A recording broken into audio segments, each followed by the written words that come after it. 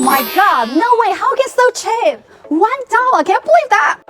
Today we are in the production base of kids wear. Your business partner in China. Hello guys, it's Jen. Let's walk around here. I am going to visit one of my old friends. She has a factory which specializes in kids trousers only. You know, actually different factories they can do only 1 or 2 products in one factory, such as tops or trousers. Let's have a look. 小童你好，你今天好漂亮，麻烦你今天带我们看一下。好，我带你去参观一下。You know, we are going to see the factory. The factory is in 2nd and 3rd floor. The 1st floor is for display.